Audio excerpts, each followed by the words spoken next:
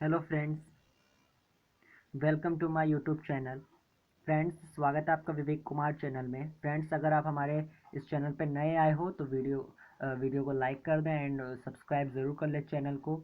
And अगर हमारे channel से आप बने रहे हो तो आपको पता है कि हमारे चैनल पे बेस्ट वीडियोस अपलोड होते हैं, एकदम पूरे एक्सप्लेनेशन के साथ होते हैं। एक भी कॉन्सेप्ट को छोड़ा नहीं जाता। सारे कॉन्सेप्ट बहुत अच्छे से आपको जो है यहाँ पर बताए जाते हैं, सिखाए जाते हैं।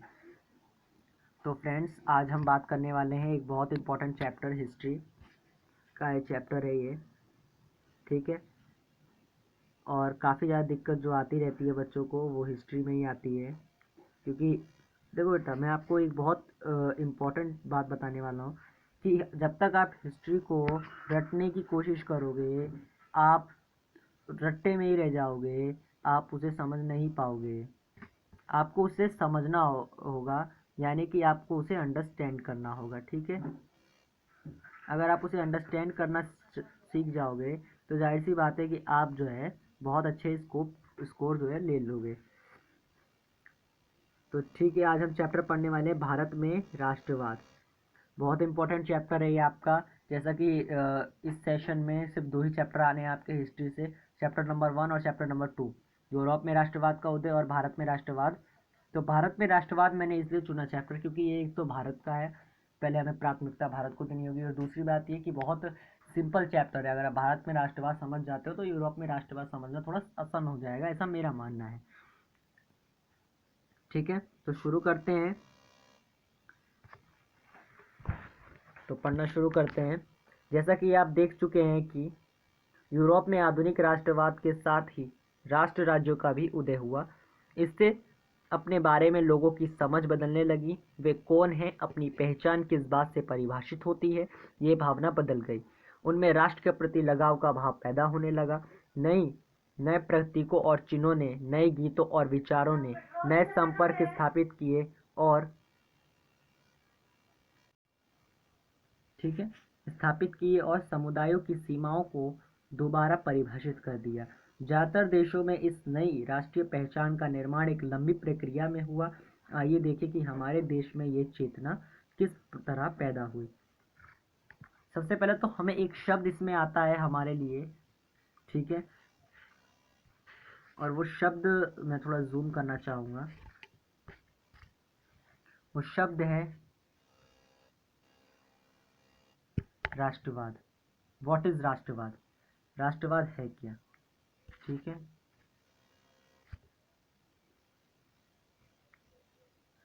हमें राष्ट्रवाद पे पहले चर्चा करनी होगी। राष्ट्रवाद का अर्थ ये होता है कि जब हमारे जो राष्ट्र में रहने वाले जो लोग हैं उनके प्रति, देश के प्रति जो है लगाव पैदा हो जाए कि ये देश हमारा है। ठीक है, ये भावना, देश के लिए मर मिटने की भावना जब पैदा हो जाए तब हम उसे राष्ट्रवाद कहते हैं। ठीक है, ये बहुत सरल परिभाषा आप लोगों के लिए मैं लेकर आया हूँ।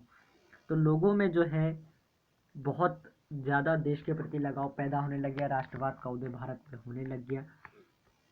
ठीक है, लोग अपनी लोग अपनी परिभाषा, जैसे कि आपने एक फिल्म देखी होगी चक दे इंडिया। चक दे इंडिया में जो शाहरुख खान होता है, जब वो वुमेन्स टीम आती हैं अपने सेंटर पे, तो सब आके कहती हैं कि अपना नाम लेती हैं, उसके बाद अपने स्टेट का नाम लेती हैं, अपना नाम लेती हैं, फिर अपने स्टेट का नाम लेती हैं।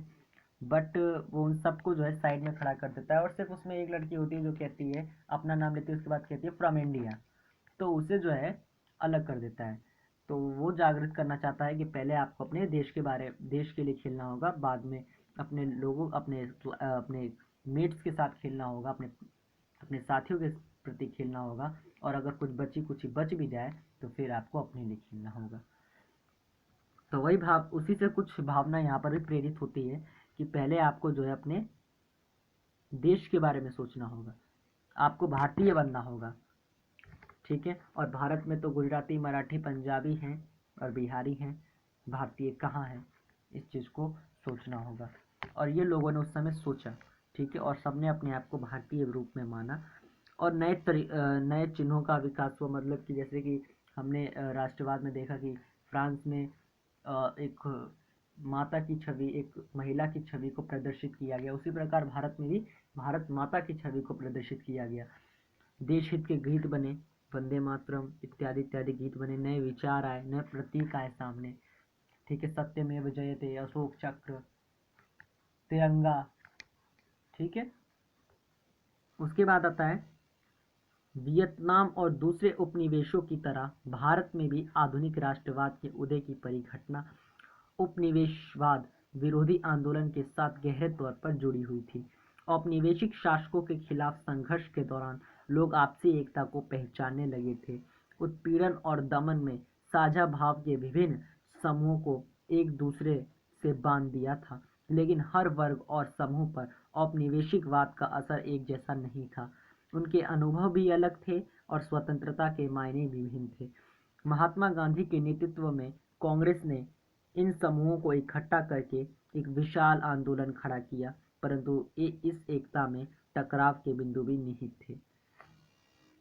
ठीक है, ये आपको क्या कह रहा है? देखो बेटा, मैं वापस चक दे इंडिया का एक उदाहरण देता हूँ। आप देखते हो कि जब वो कोच बदलने के लिए कहती हैं लड़कियाँ, तो कोच बदलने के बाद शाहरुख खान जो है उन्हें ट्रीट के लिए ले जाता है। वहाँ पर उनके साथ एक घटना घटती है। उस घटना घटने में फिर उन लड़कियों में एकता आ जाती है और उस एकता से वह युद्ध करती हैं, मतलब कि पिटाई करती हैं। तो यहाँ पर भी वही वाला है, जब लोगों ने ये देखा कि ये अंग्रेज जो है हम सबके साथ ऐसा कर रहे हैं और सब में एक एकता की भावना प्रकट हुई, तब राष्ट्रवाद का भी जन्म हुआ और सब ने जो है एक साथ मिलकर राष्ट्रवाद को जो है बढ़ावा दिया। ठीक है, उसके बाद क्या है, पहले की एक और पुस्तक में भी अपने भारत में राष्ट्रवाद के उदय का अध्ययन किया था। वहाँ अपने 20वीं सदी के पहले दशक तक की कहानी पढ़ी थी। इस अध्याय में हम 1920 के दशक से आगे अध्ययन करेंगे और असहयोग आंदोलन तथा सविनय अवज्ञा आंदोलन के बारे में पढ़ेंगे। हम ये देखेंगे कि कांग्रेस ने राष्ट्रीय आंदोलन को विकसित करने के लिए किस तरह के प्रयास किए। इस आंदोलन में विभिन्न सामाजिक समूहों ने किस तरह हिस्सा लिया और किस तरह राष्ट्रवाद ने लोगों की कल्पना को नई उड़ान दी। ठीक है, हम इसमें जैसे कि हमने 8वीं क्लास में बहुत काफ़ी हद तक पढ़ लिया था, संविधान तक बनने तक पढ़ लिया था हमने हिस्ट्री में, और अब हम जो इसमें उससे थोड़ा आगे थोड़ा सविनय अवज्ञा आंदोलन और असहयोग आंदोलन के बारे में जो है चर्चा करेंगे। ये जो चैप्टर है आपका, ये चैप्टर बहुत ही इसका जितना विस्तार करा जाए उतना कम है। बहुत ही इंपॉर्टेंट चैप्टर है और जितना विस्तार करा जाए उतना ही इसके वर्ड में, इसके शब्द शब्द का विस्तार करने में इंसान थक जाएगा, पर विस्तार समाप्त नहीं होगा, इतना ज़्यादा ये विस्तृत पाठ है। ठीक है, हम इसमें कांग्रेस की भी भूमिका देखेंगे, कांग्रेस ने किस तरह से जो है देश की स्वतंत्रता में अपनी भूमिका निभाई, जन आंदोलन को इकट्ठा करने में कैसे उन्होंने भूमिका निभाई है। ठीक है, उसके बाद आते हैं पहला विश्व युद्ध, खिलाफत और असहयोग। ठीक है, पहला विश्व युद्ध और खिलाफत और असहयोग। ठीक है,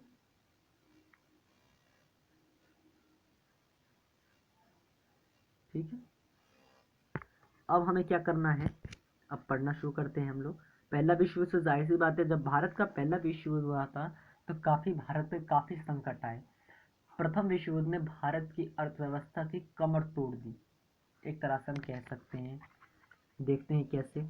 देखिए, 1919 के बाद के सालों में हम देखते हैं कि राष्ट्रीय आंदोलन नए इलाकों तक फैल गया था। उसमें नए सामाजिक समूह शामिल हो गए थे और संघर्ष की नई पद्धतियां सामने आ रही थी। इन बदलावों को हम कैसे समझेंगे, उनके क्या परिणाम हुए? सबसे पहली बात यह है कि विश्व युद्ध ने एक नई आर्थिक और राजनीतिक स्थिति पैदा कर दी थी। इसके कारण रक्षा व्यय में भारी इजाफा हुआ। इस खर्च की भरपाई करने के लिए युद्ध के नाम पर कर्ज लिए गए और करों की में वृद्धि की गई। सीमा शुल्क बढ़ा दिया गया और आयकर शुल्क शुरू किया गया। युद्ध के दौरान कीमतें तेजी से बढ़ रही थी। 1913 से 1918 के बीच कीमतें दोगुना हो चुकी थी, जिसके कारण आम लोगों की मुश्किलें बढ़ गई थी। गांव में सिपाहियों को जबरन भर्ती किया गया था। इसके कारण ग्रामीण इलाकों में व्यापक गुस्सा था। 1918, 19 और 1920-21 में देश में बहुत सारे हिस्सों में फसल खराब हो गई। जिसके कारण खाद्य पदार्थों का भारी अभाव पैदा हो गया। इस उसी समय फ्लू की महामारी पैदा हुई। 1921 की जनगणना के मुताबिक दुर्भिक्ष और महामारी के कारण 120 से 130 लाख लोग मारे गए। लोगों को उम्मीद थी कि युद्ध खत्म होने के बाद उनकी मुसीबतें कम हो जाएंगी, लेकिन ऐसा नहीं हुआ। इसी समय एक नया नेता सामने आया और उसने संघर्ष का एक नया ढंग, एक नया तरीका पेश किया। मैंने आपको जैसे कि ऊपर बता दिया है पहले ही कि प्रथम विश्व युद्ध ने जो है कमर से तोड़ दी थी देश की अर्थव्यवस्था की। देखो बेटा, ब्रिटिशों ने बहुत ज़्यादा नुकसान किया भारत का, और उनकी भी क्या गलती थी, अब क्या करें। हम तो थे नहीं उस समय, इसलिए हम भी नहीं ज़्यादा कह सकते। जो किताबों में लिखा है हमें उन्हीं के आधार पर चलना पड़ेगा। तो ये किताब ये कहती है कि प्रथम विश्व युद्ध में स्थिति बहुत ज़्यादा खराब थी, कीमतें बढ़ गई थी। युद्ध के चलते अनेक प्रकार के युद्ध कर्ज लिए गए, कर्ज की भरपाई के लिए भी कर्ज लिए गए। ठीक है, काफ़ी ज़्यादा कर्ज लिए गए। कर्ज की भरपाई के लिए टैक्सेस बढ़ा दिए गए, आयकर शुरू किया गया। इससे टैक्स बढ़ाने से किसे लाभ होता है? सरकार को लाभ हो सकता है, पर जनता को बिल्कुल नहीं होता। जनता को बहुत नुकसान होता है। कीमतें दुगना हो गई, दुगने का अर्थ दुगना। 20 रुपए किलो की सब्जी अब 40 रुपए किलो हो गई, और 20 रुपए की नहीं, 1000 की चीज़ अब 2000 हो गई। जितनी बड़ी कीमत बढ़ती रहेगी उतनी ज़्यादा वो दुगना होता रहेगा। ऊपर तो ऊपर ग्रामीण क्षेत्रों में जबरन भर्ती तक शुरू कर दी इन्होंने कि आपको जाना पड़ेगा, नहीं जाओगे मार देंगे, इससे बढ़िया चले जाओ। और बहुत इन्होंने जो है अत्याचार किया। प्रथम विश्व युद्ध में भारत को बहुत ज़्यादा आर्थिक और सामाजिक रूप से बहुत नुकसान हुआ। ठीक है, लोगों को ये और इसी में फसल भी खराब हो गई, बीमारी एक आपदा सी आ गई देश पर। अचानक से फसल भी खराब हो गई, बहुत बड़ी संख्या में कई सारे राज्यों में, क्षेत्रों में भारी फसल का जो है अभाव पैदा हो गया, फसल खराब हो गई। उसके साथ इतने में एक फ्लू नामक महामारी आ गई, जिस महामारी के कारण एक 1 करोड़ 20 लाख से लेकर 1 करोड़ 30 लाख के करीब लोगों का जो है देहांत हो गया। लोगों को उम्मीद थी कि विश्व युद्ध खत्म हो जाएगा तो सब ठीक हो जाएगा, विश्व युद्ध के कारण ऐसा हो रहा है। लेकिन किसे पता था कि विश्व युद्ध तो सिर्फ और सिर्फ शुरुआत थी पतन का। अभी तो पतन शुरुआत हो रही थी, वो पतन का अंत थोड़ी लगा। विश्व युद्ध पतन की शुरुआत थी, और पतन अभी तक चलेगा।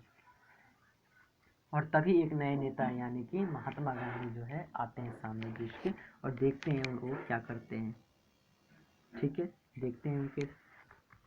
तो सत्याग्रह का विचार 1.1। महात्मा गांधी जनवरी 1915 में भारत लौटे। ठीक, आपने 8 क्लास में भी पढ़ रखा है कि महात्मा गांधी 1915 में भारत लौटे थे। इससे पहले वो दक्षिण अफ्रीका में थे। उन्होंने एक नए तरह के जन आंदोलन के रास्ते पर चलते हुए वहां की नस्ल भेदी सरकार में से सफलतापूर्वक लोहा लिया। जैसा कि आपको ऊपर बताया गया है कि वो दक्षिण अफ्रीका में नस्ल भेदी यानी गोरे काले का भेद था, उस भेद को उन्होंने समाप्त किया और वो भारत आए। और भारत में आकर उन्होंने जो है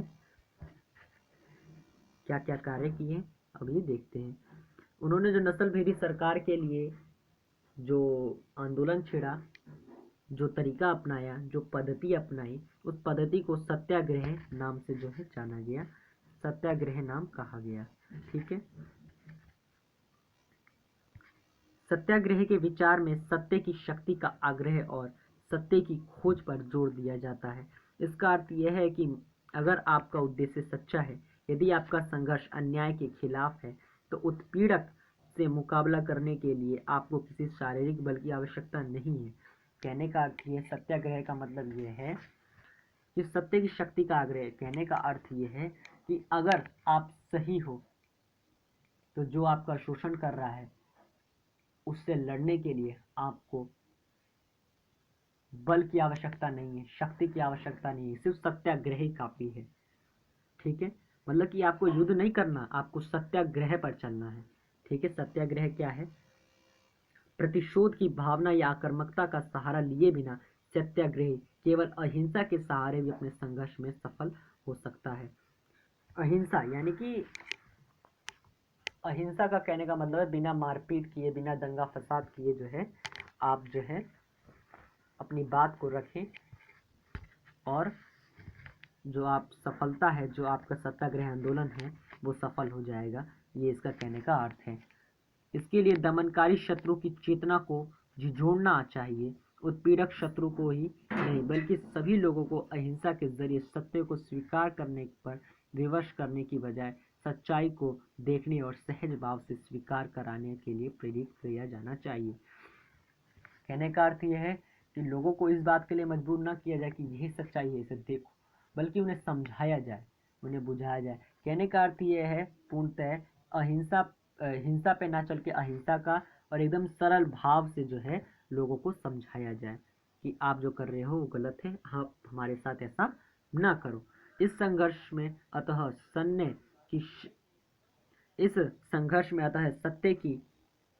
सत्य की ही जीत होती है। गांधी जी का विश्वास था कि अहिंसा का यह धर्म सभी भारतीयों को एकता के सूत्र में बांध सकता है। ठीक है, गांधी जी का ये मानना था दंगा फसाद नहीं होगा तो लोगों के बीच आक्रोश नहीं होगा, दंगा होता है तो लोगों के बीच जो है दुश्मनी फैल जाती है। जब दंगा ही नहीं होगा, हिंसा ही नहीं होगी, तो लोगों के बीच जो है शत्रुता नहीं फैलेगी, और शत्रुता नहीं फैलेगी तो लोगों के बीच एकता का बढ़ावा आएगा, एकता को बढ़ावा दिया जाएगा, और एकता के सूत्र में पूरा देश जो है वो बाधित हो जाएगा, पूरा देश एक हो जाएगा। ठीक है, भारत आने के बाद गांधी जी ने कई स्थानों पर सत्याग्रह आंदोलन चलाया। 1916 में उन्होंने बिहार के चंपारण इलाके का दौरा किया और दमनकारी बागान व्यवस्था के खिलाफ किसानों को संघर्ष के लिए प्रेरित किया।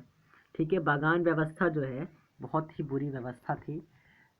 केटी शाह जो हमारे संविधान सभा में थे, केटी शाह ने इसका जो है विरोध किया था हमारी संविधान सभा में, और केटी शाह के कहने पर ही संविधान सभा में जो है मौलिक अधिकार की जो सूची बन रही थी उसमें केटी शाह भी शामिल थे, और केटी शाह का बहुत बड़ा समर्थन था बागान व्यवस्था को दूर करने के लिए हमारे संविधान सभा में।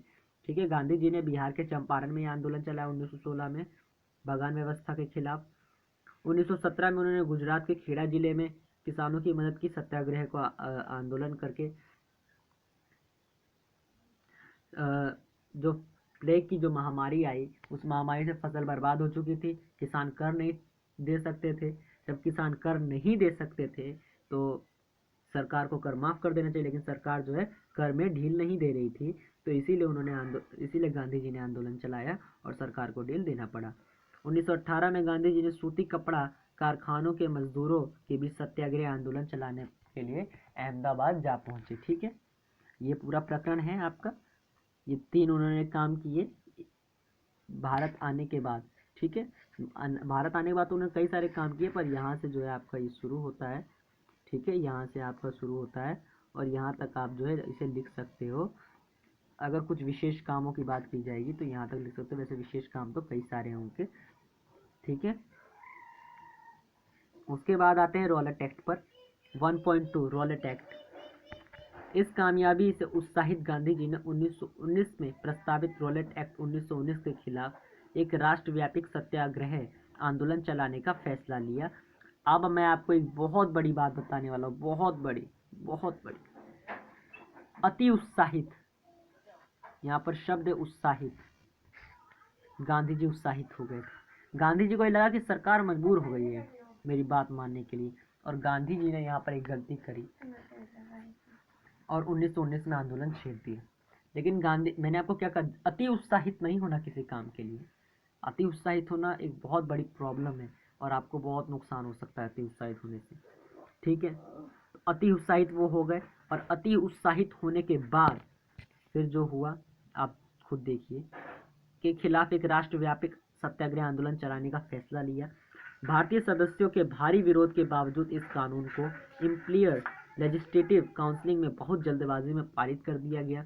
इस कानून के जरिए सरकार को राजनीतिक गतिविधियों को कुचलने और राजनीतिक कैदियों को 2 साल तक बिना मुकदमा चलाए जेल में बंद रखने का अधिकार मिल गया था। महात्मा गांधी ऐसे अन्यायपूर्ण कानून के खिलाफ अहिंसक ढंग से नागरिक अवज्ञा चाहते थे। इसे 6 अप्रैल को एक हड़ताल से शुरू होना था। अब सुनिए बेटा क्या हुआ। ये कानून रॉलेट एक्ट क्या कहता था कि ब्रिटिश सरकार जो है किसी भी व्यक्ति को जो है अरेस्ट कर सकती है, बिना मुकदमा चलाए, मतलब कि बिना कोर्ट में ले जाए जेल में रख सकती है, वो भी 2 साल, कम से कम भी 2 साल रख सकती है। ठीक है। और ये इसके जरिए वो क्या कर सकते हैं, इसके जरिए वो राजनीतिक गतिविधियों को कुचलेंगे। यानी कि राजनीतिक गतिविधियों को कुचलने से सीधा अर्थ है कि जितने भी राजनीतिक काम हो रहे कांग्रेस के द्वारा, उस समय पे जितने भी कांग्रेस के द्वारा काम हो रहे थे, जितने भी राष्ट्र के कार्य हो रहे थे राजनीतिक पार्टियों द्वारा, वो सारे के सारे कुचल देंगे और उन लोगों को ले जाकर जेल में बंद कर देंगे। और जेल में बंद भी हुए, कई सारे नेता जेल में बंद हुए, महात्मा गांधी खुद बंद हुए हैं, पंडित जवाहरलाल नेहरू बंद हुए हमारे जेल में, और भी बहुत सारे लोग जेल में बंद हुए। और ये सविनय अवज्ञा आंदोलन जो था, या खिलाफत अहिंसक ढंग से नागरिक अवज्ञा चाहते थे, नागरिक अवज्ञा जो था ये 6 अप्रैल से इसकी हड़ताल शुरू होनी थी। ठीक है। विभिन्न शहरों में रैली जुलूसों का आयोजन किया गया। रेलवे वर्कशॉप्स में कामगार हड़ताल पर चले गए, दुकानें बंद हो गई। इस व्यापक जन उभार से चिंतित तथा रेलवे व टेलीग्राफ जैसी संचार सुविधाओं के भंग हो जाने की आशंका से भयभीत अंग्रेजों ने राष्ट्रवादियों पर दमन शुरू कर दिया। अमृतसर में बहुत सारे स्थानीय नेताओं को हिरासत में ले लिया गया। गांधी जी के दिल्ली में प्रवेश करने पर पाबंदी लगा दी गई। 10 अप्रैल को पुलिस ने अमृतसर में एक शांतिपूर्ण जुलूस पर गोली चला दी। इसके बाद लोग बैंकों, डाकघरों और रेलवे स्टेशनों पर हमले करने लगे। मार्शल लॉ लागू कर दिया गया और जनरल डायर ने कमान संभाल ली। सुनिए अब क्या हुआ। रैली का आयोजन हो गया, जुलूस में लोग जाने लग गए। ठीक है। रैली का आयोजन हुआ, लोग जुलूस में जाने लग गए। रेलवे शॉप, अब देखो उन लोगों ब्रिटिश सरकार को क्या लगा कि इससे हमारी संचार सुविधाएं, रेलवे सुविधाएं रुक जाएंगी। तो फिर उन्होंने इस आंदोलन का जो है, और इस आंदोलन को करने वाले नेताओं का जो है विद्रोह या दमन शुरू कर दिया। अमृतसर में हो रहा था ये, तो अमृतसर के कई सारे जो है लोगों को जो है हिरासत में ले लिया, कई सारे नेताओं को हिरासत में ले लिया। और 10 अप्रैल को जो है अमृतसर में एक शांतिपूर्ण, यहाँ एक शब्द देखने वाला है, शांतिपूर्ण। ठीक है। बहुत बड़ी प्रॉब्लम है शांतिपूर्ण। शांतिपूर्ण जो है जुलूस पे इन्होंने गोलियां चला दी। ठीक है। बड़ा क्रोध उमड़ा शांतिपूर्ण जुलूस पे इन्होंने गोलियां चला दी, और गोलियां चलाकर जो है काफी सारे लोगों को मार दिया इन्होंने, काफी सारे लोगों को जो है बंदी बना लिया। इससे लोगों में क्रोध उमड़ गया और बैंकों और डाकघरों में जो है हमला करने लग गए लोग। इस शांतिपूर्ण जुलूस में हमला कर कैसे दिया इन्होंने, और उसके बाद लोगों ने डाकघरों और बैंकों में हमला करना शुरू कर दिया। ब्रिटिश सरकार में वहां पर जनरल डायर थे। जनरल डायर ने तुरंत वहां पर मार्शल लॉ लागू कर दिया और खुद उस कमान संभाल ली सारी। ठीक है। उसके बाद क्या हुआ, फिर 13 अप्रैल हो गया, जिस दिन बैसाखी का दिन था। 13, और गांधी जी का बाधित भी कर दिया। गांधी जी को दिल्ली में प्रवेश करने से रोक दिया गया, प्रतिबंध लगा दिया गया, पाबंदी लगा दी, गांधी जी प्रवेश नहीं कर सकते थे दिल्ली में। ठीक है। 13 अप्रैल को जलियांवाला बाग हत्याकांड हुआ, सब जानते हैं, आप 7वीं 8वीं से पढ़ते आ रहे हो जलियांवाला बाग हत्याकांड। उस दिन अमृतसर में बहुत सारे गांव वाले सालाना वैसाखी मेले में शिरकत करने के लिए जलियांवाला बाग मैदान में जमा हुए थे। ठीक है। ये बाग का मैं आपको बता देता हूँ, इस बाग में 2 गेट थे, एक पीछे की ओर एक आगे की ओर। पीछे वाला गेट हमेशा सदैव बंद रहता था, और उसमें एक कुआं था। ठीक है। जनरल डायर वहां से आए, गेट से अंदर आए, गेट को बंद कर दिया। वहां पर लोगों को जो है, लोग वहां पर इकट्ठा हुए थे विद्रोह करने के लिए। वहां पर एक असेंबली थी, एक सभा आयोजित की गई थी जिसमें अंग्रेजों के खिलाफ जो है बात करी जा रही थी। जनरल डायर को पता चला, जनरल डायर एंटर हुए, गेट लगाया, और वहां पर जो है सिपाहियों को खड़ा करा और गोलियां चलवानी शुरू कर दी। बहुत सारे लोग, छोटे बच्चे से लेकर बड़े बच्चे तक, सबको जो है, बूढ़े जो भी लोग मिले सबको गोलियों से मार दिया। कुछ लोग गोलियों से मर गए, कुछ लोग, वहां पर एक कुआं था, कुएं में बचने की आस में कुएं में कूद गए, लेकिन उसमें भी उनकी मौत हो गई और वहां से कोई जिंदा नहीं बचा। ठीक है। ये पूरा प्रकरण इसमें लिखा हुआ है। ठीक है। पढ़ लेते हैं क्या है। काफ़ी लोग तो सरकार द्वारा लागू किए गए दमनकारी कानून का विरोध प्रकट करने के लिए एकत्रित हुए। यह मैदान चारों तरफ से बंद था। शहर के बाहर होने के कारण वहां जुटे लोगों को ये नहीं पता था कि इलाके में मार्शल लॉ लागू कर दिया गया था। जनरल डायर हथियारबंद सिपाहियों के साथ वहां पहुंचा और जाते ही उसने मैदान में जो है गोलियां बरसानी शुरू कर दी और रास्ते सारे बंद कर दिए थे। ठीक है, ये तो सब मैंने आपको बता दिया है। जैसे जैसे जलियांवाला बाग की खबर फैली, उत्तर भारत के बहुत सारे शहरों में लोग सड़कों पर उतरने लगे। हड़तालें होने लग गई, लोग पुलिस से मोर्चे लेने लगे और सरकारी इमारतों पर हमला करने लगे। सरकार ने इन कार्रवाइयों को निर्ममता से कुचलने का रास्ता अपनाया। सरकार लोगों को अपमानित और आतंकित करना चाहती थी। सत्याग्रहियों को जमीन पर नाक रगड़ने के लिए सड़क पर घसीट कर चलने और सारे साहिबों को सलाम मारने के लिए मजबूर किया गया। लोगों को कोड़े मारे गए और गांव पर बम बरसाए गए। हिंसा फैलते देख महात्मा गांधी ने आंदोलन वापस ले लिया। अब देखो क्या हुआ, लोग जलियांवाला बाग हत्याकांड देखकर बड़े गुस्से में आ गए और उन्होंने सीधा पुलिस पर हमला करना शुरू कर, सरकारी इमारतों पर हमला करना शुरू कर दिया। मतलब लोगों ने अहिंसा फैलाना शुरू कर दिया। तो जवाब में फिर ब्रिटिश सरकार ने भी अहिंसा करा। ब्रिटिश सरकार ने लोगों को पीटा, गांव वालों को मारा, कोड़े मारे, जान से भी काफियों को मार दिया, गांव पे बम बरसाने शुरू कर दिए, लोगों को सड़कों पर नाक रगड़ने के लिए मजबूर कर दिया, घोड़े के पीछे बांध कर उन्हें सड़कों पे घसीटा गया, नाक रगड़वाया गया, बड़े ऑफिसरों को सलाम करने के लिए उनके जूतों पर नाक रगड़ने के लिए उन्हें मजबूर किया गया। और इस तरह से ब्रिटिश सरकार ने हमारे देश के लोगों के साथ काफी बुरे कर्म किए। ठीक है, भले ही और फिर इस सब को देखते हुए कि अहिंसा फैल रही है और हमारे देश के साथ बुरा हो रहा है, महात्मा गांधी ने तुरंत वह आंदोलन वापस ले लिया। भले ही रॉलेट सत्याग्रह एक बहुत बड़ा आंदोलन था, लेकिन अभी भी वह मुख्य रूप से शहरों और कस्बों तक ही सीमित था। महात्मा गांधी पूरे भारत में और भी ज्यादा जनाधार वाला आंदोलन खड़ा करना चाहते थे, लेकिन उनका मानना था कि हिंदू मुसलमान को एक दूसरे के नज़दीक लाए बिना ऐसा कोई आंदोलन नहीं चलाया जा सकता। उन्हें लगता था कि खिलाफत का मुद्दा उठाकर वे दोनों समुदायों को नज़दीक ला सकते हैं। पहले विश्व युद्ध में ऑटोमन तुर्की की हार हो चुकी थी। इस आशय की अफवाहें फैली हुई थी कि इस्लामिक विश्व में आध्यात्मिक नेता खलीफा ऑटोमन साम्राज्य पर एक बहुत सख्त संधि थोपी जाएगी। खलीफा को तत्कालीन शक्तियों की रक्षा के लिए मार्च 1919 में मुंबई में एक खिलाफत समिति का गठन किया गया था। मोहम्मद अली और शौकत अली बंधुओं के साथ साथ कई युवा मुस्लिम नेताओं ने इस मुद्दे पर संयुक्त जन कार्रवाई की संभावना तलाशने के लिए महात्मा गांधी के साथ चर्चा शुरू कर दी थी। सितंबर 1920 में कांग्रेस ने कलकत्ता अधिवेशन में महात्मा गांधी ने भी दूसरे नेताओं को इस बात पर राजी कर लिया कि खिलाफत आंदोलन के समर्थन और स्वराज के लिए एक असहयोग आंदोलन शुरू किया जाना चाहिए।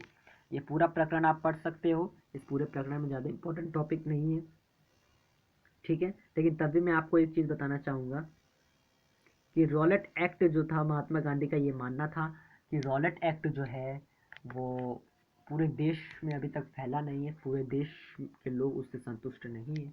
पूरे देश के लोग उसका साथ नहीं दे रहे, क्योंकि देश में एक सबसे बड़ी विभिन्नता थी हिंदू और मुस्लिम। मुस्लिम खड़ा हो तो हिंदू साथ ना दे और हिंदू खड़ा हो तो मुस्लिम साथ ना दे, ये देश में था। ठीक है, और इस चीज़ को दूर करने की बहुत ज़्यादा आवश्यकता थी। ठीक है, और वहीं पर अफवाह फैल चुकी थी कि इस्लामिक विश्व के बहुत आध्यात्मिक नेता रहे थे खलीफा, और ऑटोमन साम्राज्य उन पर जो है एक बहुत बड़ी संधि थोपने वाली है। ठीक है, इन सब से भी बहुत ज़्यादा एक असंतोष फैला हुआ था देश में। ठीक है, अब 1.3 असहयोगी क्यों। अपनी प्रसिद्ध पुस्तक, यहाँ पर मैं आपको एक चीज़ बताने वाला हूँ। ठीक है, आपको अगर परीक्षक से नंबर चाहिए हो तो ये सब लिखना जरूरी है। ठीक है, ये सब लिखो, परीक्षक नंबर कैसे नहीं देता। प्रसिद्ध पुस्तक हिंद स्वराज, ये देखिए, हिंद स्वराज की व्याख्या कीजिए। अगर वो आपसे पूछ ले असहयोग आंदोलन ही क्यों, तो आप बिल्कुल यही लिख दीजिए कि अपनी प्रतीक पुस्तक हिंद स्वराज 1909 में जो उन्होंने लिखी, में महात्मा गांधी ने कहा था कि भारत में ब्रिटिश शासन भारतीयों के सहयोग से स्थापित हुआ था और यह शासन इसी सहयोग के कारण चल पा रहा है। अगर भारत के लोग अपना सहयोग वापस ले लें तो साल भर के भीतर ब्रिटिश शासन ढह जाएगा और स्वराज की स्थापना हो जाएगी। कहने का अर्थ ये है कि अंग्रेज क्या सारे इंग्लैंड के अंग्रेज आके यहाँ पर ऑफिसर बने हैं क्या? नहीं, तो यहाँ पर हम ही लोग तो कार्य कर रहे हैं, वकील हम ही हैं, पुलिस में हम ही हैं। बस ये अंग्रेज जो है कुछ बड़े अफसरों पर हैं, बड़े पदों पर हैं, लेकिन हमारे ही तो सहयोग से चल रहे हैं। हम लोग अगर वकील छोड़ दे, अंग्रेज जज क्या कर लेंगे? अंग्रेजों की संख्या ज़्यादा नहीं थी देश में, लगभग 1 लाख, लगभग 1 लाख, उससे ज़्यादा नहीं थी।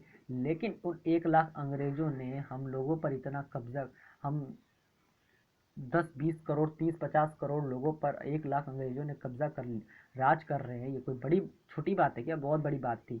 और ये सब इसलिए हो रहा था क्योंकि हम उन्हें सहयोग दे रहे थे। ये हमारा ही सहयोग था, हम लोगों में एकता नहीं थी, हम सब मिलकर उन्हें भगाना नहीं चाह रहे थे। जब हम सब मिल गए, अपने आप भाग गए वो। ठीक है। और हमारे ही सहयोग से, महात्मा गांधी कहते हैं कि हमारे ही सहयोग से जो है उनका राज चल रहा है। जिस दिन हमने सहयोग ले लिया उस दिन उनका राज जो है ठप हो जाएगा। उसके साथ क्या कहते हैं, असहयोग का विचार आंदोलन कैसे बन सकता है? गांधी जी का सुझाव था कि यह आंदोलन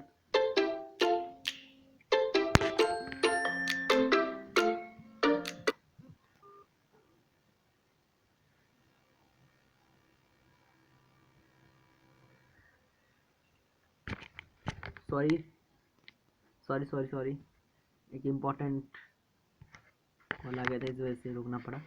तो असहयोग का विचार कैसे बन सकता था, एक आंदोलन कैसे बन सकता था? गांधी जी का सुझाव था कि यह आंदोलन चरणबद्ध तरीके से आगे बढ़ना चाहिए। इससे पहले लोगों को सरकार द्वारा दी गई पदवियां लौटा देनी चाहिए और सरकारी नौकरियां, सेना, पुलिस, अदालतों, विधायिका परिषदों, स्कूलों और विदेशी स्कूलों का बहिष्कार कर देना चाहिए। यानी कुल मिलाकर विदेशी वस्तुओं और विदेशी सरकार और विदेश के द्वारा हमें प्राप्त जितनी भी चीजें हैं उनका बहिष्कार कर देना चाहिए। विदेश से है यानी ब्रिटिश सरकार के द्वारा। ठीक है। और अगर सरकार दमन का रास्ता अपनाती है तो व्यापक सविनय अवज्ञा अभियान भी शुरू किया जाएगा। 1920 की गर्मियों में गांधी जी और शौकत अली आंदोलन के लिए समर्थन जुटाते हुए देश भर में यात्राएं करते रहे। ठीक है। कांग्रेस के बहुत सारे लोग इन प्रस्तावों का संशाकित थे। वह नवंबर 1920 में विधायी परिषद के लिए होने वाले चुनावों का बहिष्कार करने में हिचकिचा रहे थे। उन्हें भय था कि इस आंदोलन में लोग हिंसा कर सकते हैं। सितंबर से दिसंबर तक कांग्रेस में भारी खींचातान चलती रही। कुछ समय के लिए ऐसा लगा कि आंदोलन के समर्थकों और विरोधियों के बीच सहमति नहीं बन पा रही। आखिरकार दिसंबर 1920 में कांग्रेस ने नागपुर अधिवेशन में एक समझौता हुआ और असहयोग कार्यक्रम पर स्वीकृति की मुहर लगा दी गई। आंदोलन किस तरह आगे बढ़ा, उसमें किन लोगों ने हिस्सा लिया, विभिन्न सामाजिक समूहों ने असहयोग के विचार को किस तरह समझा। ठीक है। इस तरह से ये आपका जो है पार्ट 1 कंप्लीट होता है। अब मैं आपको ये बताना चाहता हूँ, देखो इनका कहने का अर्थ ये था कि हमें जो सरकार की तरफ से जितनी पदवियां मिल रही हैं उनका हम बहिष्कार कर दें। ठीक है। तो अपने आप अंग्रेज जो है सरकार शांत लगा जाएगी। और अंग्रेज सरकार अगर बहिष्कार करती है, दुश्मनी का दमन का रास्ता अपनाती है, तो हम भी सविनय अवज्ञा अभियान जो है शुरू कर देंगे। उसी समय गर्मियों में शौकत अली और महात्मा गांधी जो है समर्थन जुटाने के लिए जगह जगह जो है यात्राएं कर रहे थे। उसी में विधायी परिषद का चुनाव होने वाला था और दिसंबर में लोग जो हैं बड़े हिचकिचा रहे थे कि हम इसमें खड़े हों कि ना हो। ठीक है। ये सारी चीज़ें थी, प्रकरण था पूरा। और नागपुर अधिवेशन में समझौता हुआ कि असहयोग कार्यक्रम पर स्वीकृति मोहर लगा दी गई। यानी असहयोग जो कार्यक्रम, असहयोग जो आंदोलन है उस पर जो है मोहर लगा दी गई नागपुर अधिवेशन में। ठीक है। तो इस तरह से आपका पार्ट 1 ये कंप्लीट होता है। पार्ट 2 जब मैं बनाऊंगा तो डिस्क्रिप्शन में आपको लिंक जो है पार्ट 2 का प्रोवाइड करवा दूंगा मैं। ठीक है फ्रेंड्स, हमारे चैनल को सब्सक्राइब करें, वीडियो को लाइक करें, वीडियो को शेयर करें। अगर आपको कोई टॉपिक समझ नहीं आता, कोई आपको क्वेश्चन होता है तो आप कमेंट बॉक्स में मुझे कमेंट कर सकते हैं। एंड अगर आपको और ज़्यादा मतलब डिटेल में चाहिए होगा तो आप जो है मुझे इंस्टाग्राम पे फॉलो कर सकते हैं। वहाँ पर आप मुझे डिटेल में क्वेश्चन भेज सकते हैं। एवं मैं बहुत इंपॉर्टेंट लिंक्स वहाँ पर भी, इंस्टाग्राम पे भी शेयर करता रहता हूँ। एंड हमारे चैनल को सब्सक्राइब जरूर करें, वीडियो को लाइक करें, वीडियो को शेयर करें। Thank you.